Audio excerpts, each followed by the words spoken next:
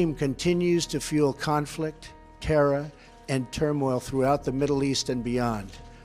Importantly, Iran is not living up to the spirit of the deal.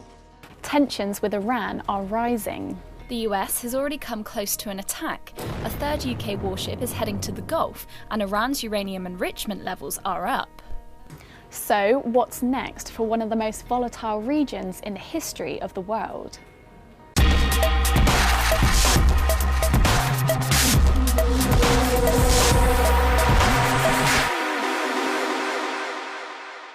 You might be hearing a lot about how both the UK and the United States aren't getting along too well with Tehran.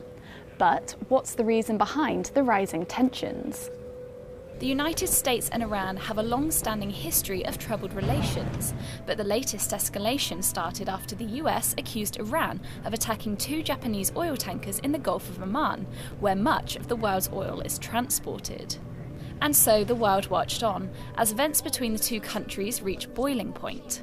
President Donald Trump announced that he was just minutes away from an attack on Tehran in retaliation for shooting down an unmanned American surveillance drone.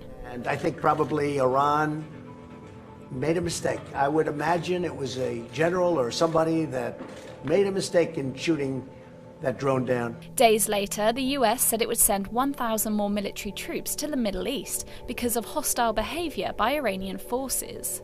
But Tehran has consistently denied the attack on the 2 oil tankers and said it wouldn't stick to the international agreements it made about its alleged nuclear ambitions any longer. قدرت بزرگی که داره زورگویی میکنه خود در برابرش باید ایستاد از زورگویی دست برداره. The deal saw years of negotiations between the countries finally put to bed. Tehran agreed to cut its nuclear stockpile by 98% in return for the lifting of crippling international sanctions, meaning they could once again sell oil on international markets and use the global financial system for trade.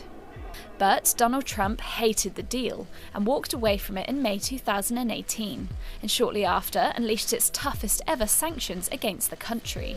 The unlawful extraterritorial economic sanctions imposed on Iran by the United States in violation of Security Council Resolution 2231 represent the greatest threat to the achievement of sustainable development goals of Iran and many of our neighbors. Part of why Trump abandoned the deal was because he didn't believe Iran were actually sticking to its agreements. In another development, Iran's Revolutionary Guard seized a foreign tanker and its 12 crew it says were smuggling fuel in the Gulf. The oil tanker was said to be travelling from the United Arab Emirates, but so far the UAE officials have denied it's theirs. And most recently, the US Navy destroyed an Iranian drone in the Strait of Hormuz, in what Trump says was an act of defence, after it came within 900 metres of the USS Boxer.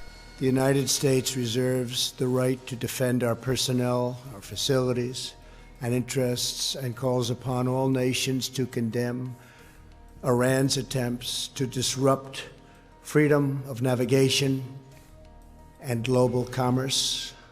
But as Washington and Tehran were clashing, a new spat between the UK and Iran began to unfold.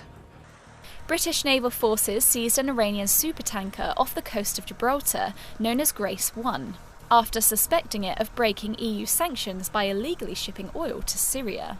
However, Iran's supreme leader, Ayatollah Ali Khamenei, denies this and has threatened Britain with retaliation of what it calls the illegal seizure of the ship and its contents. انشاءالله جمهوری اسلامی و عناصر مؤمن در جمهوری این کارها رو این قباست‌ها رو بی جواب نمیگذارن. Now the UK are sending a third warship to the region. HMS Kent is bound for the Gulf sometime in mid-September to strengthen the Royal Navy's presence. Destroyer HMS Duncan is also headed to the region this week, on top of the permanently positioned HMS Montrose. We are constantly monitoring the security and constantly keeping under review the kind of security that we need to keep British shipping safe. Despite the fact that the Ministry of Defence claims sending another ship is not related to the current tensions, it's very unlikely that Tehran will see it that way. But could there be any way for the UK and Iran to get back on the diplomatic path? During the Sun's live debate with Jeremy Hunt and Boris Johnson, the two hopeful next PMs said that right now they wouldn't be supporting any military action against Tehran and are working to de-escalate